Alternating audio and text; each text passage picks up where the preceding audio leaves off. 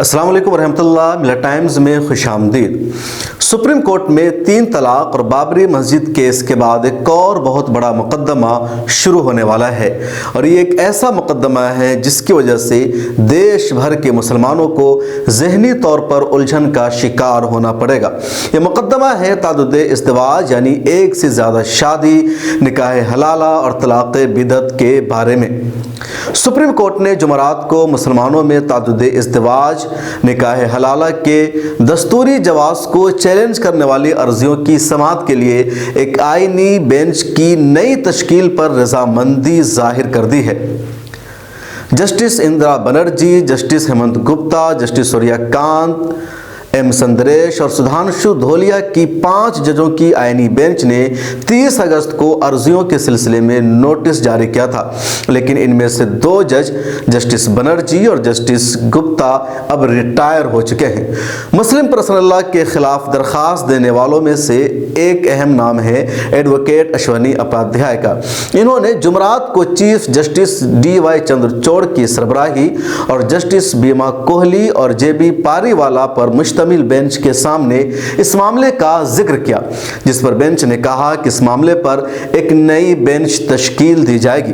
आपको ये बात मालूम रहनी चाहिए कि कसरत इज़्दिवाज, यानी एक से ज़्यादा शादी, और निकाह हलाला के दस्तूरी जवाज़ को चैलेंज करने के लिए सुप्रीम कोर्ट में 9 से ज़्यादा अर्जियां दाखिल की गई हैं। सुप्रीम कोर्ट ने अगस्त में मरकज़ी हुकूमत, कौमी कमीशन बराए ख़वातीन, कौमी कमीशन बराए अक़लियती उमूर, कमीशन बराए कानून वगैरह को नोटिस जारी किया था और उसे दशहरा की छुट्टियों के बाद इस मामले की समाअत के लिए फहरिस्त में शामिल किया था।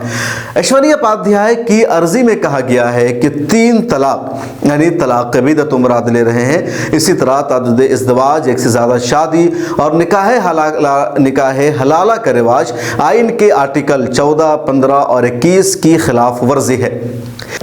अर्जी में मुस्लिम पर्सनल लॉ यानी शरीयत एप्लीकेशन एक्ट 1937 के सेक्शन 2 को गैर आइनी और आइन के आर्टिकल 14, 15 और 21 की खिलाफ वर्जी करार देने की हिदायत देने की दरख्वास्त की गई है, क्योंकि ये तादुद इज़्दिवाज और निकाह हलाला को तस्लीम करने की कोशिश करती है। दरख्वास्त में यह भी कहा गया है कि तय है कि पर्सनल लॉ पर कॉमन लॉ की बालादस्ती है, लिहाजा यह अदालत ऐलान कर सकती है कि दफ़ा 498 AIPC के तहत तलाक़ बिदअत जुल्म है, निकाह हलाला दफ़ा 375 IPC के तहत इस्मत दरी और रेप है, और तादुद इज़्दिवाज दफ़ा 494 IPC के तहत जुर्म है। सुप्रीम कोर्ट ने अगस्त 2017 में 3 तलाक को गैर आइनी करार दिया था, लेकिन कसरत इज़्दिवाज और निकाह हलाला के मामले पर कोई फैसला नहीं सुनाया था। यह तो खबर है जो हमने आपको पूरा बताया है। अब इस खबर में 2 बात है, एक कहा गया निकाह हलाला और दूसरा तादुद इज़्दिवाज। ये निकाह हलाला इनकी अपनी गढ़ी हुई स्क्रिप्ट और इस्तिलाह है, हकीकत से इसका कोई ताल्लुक नहीं है। निकाह हलाला कुछ भी नहीं है, तलाक तलाक है, और तलाक की शर्तें हैं कि जिसने एक साथ 3 तलाक दे दी, तलाक मुग़ल्लज़ा हो गई, तो दोबारा उस बीवी के साथ शौहर की शादी नहीं हो सकती है। हाँ, इत्तफाक़िया तौर पर उसकी किसी और शौहर के साथ शादी होती है, किसी और मर्द की वो औरत बीवी बन जाती है, फिर वहाँ से भी उसको तलाक हो जाती है तब, और वो तलाक भी इत्तफाक़िया होनी चाहिए, जानबूझकर और किसी भी मकसद के साथ नहीं होनी चाहिए, फिर पहले वाले शौहर के लिए वो बीवी हलाल हो सकती है। ये शरीयत का वाज़ेह उसूल है। निकाह हलाला शरीयत में कहीं कॉन्सेप्ट ही नहीं है। बीजेपी के अश्वनी उपाध्याय और इस तरह के इस्लाम दुश्मन अनासर ने अपनी तरफ से एक मफरूज़ा तैयार कर लिया। निकाह हलाला के मर्द अपनी बीवी को 3 तलाक दे देता है, फिर उसके बाद उसकी शादी दूसरे से होती है, फिर वो अपने पहले मर्द के निकाह में वापस हो जाती है। इस्लाम में इसका कोई कॉन्सेप्ट नहीं है।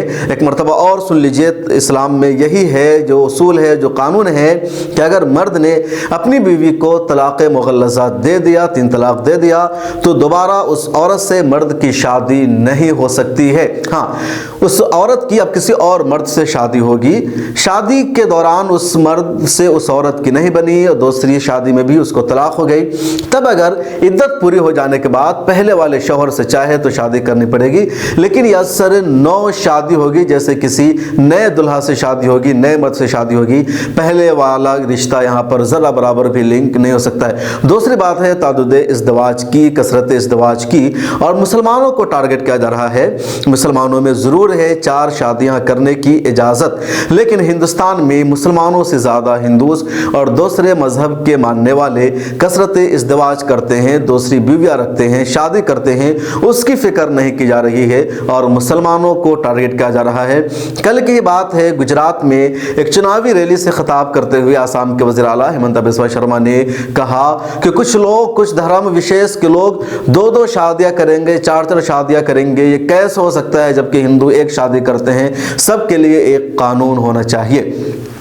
लेकिन मुसलमानों से ज़्यादा उधर शादियां हो रही है, उसकी फ़िक्र नहीं, मुसलमानों की फ़िक्र है।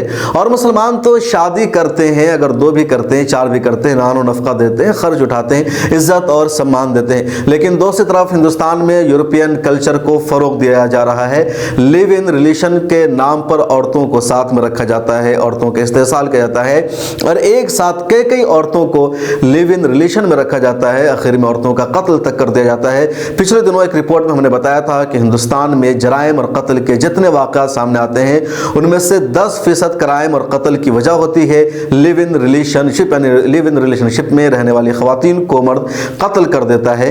इतना बड़ा संगीन वाक़या है, इसकी फ़िक्र नहीं, इसको रोकने की कोशिश नहीं की जा रही है, बल्कि इसको कानूनी ठहराया जा रहा है। और जो लीगल है, जिससे हिंदुस्तान का समाज मजबूत बन रहा है, समाज को वक़ार मिल रहा है, उसके खिलाफ ही सुप्रीम कोर्ट का दरवाज़ा खटखटाया जा रहा है। बहरहाल देखना यह है कि मामला बहुत अहम होगा।